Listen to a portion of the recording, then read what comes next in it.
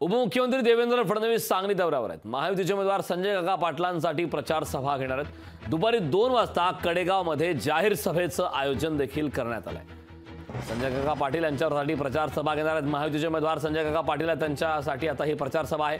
दुपारी 2 वाजता कडेगावमध्ये प्रचार सभेचं आयोजन करण्यात आलंय।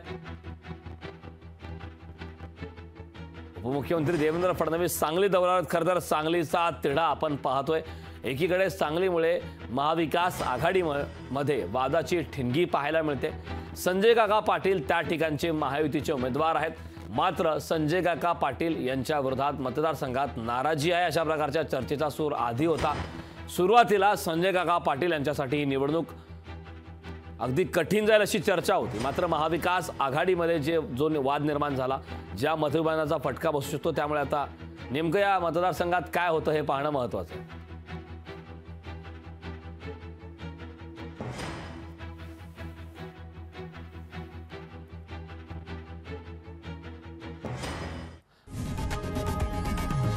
लोकशाही मराठी ऐका, पहा, जागरूक रहा।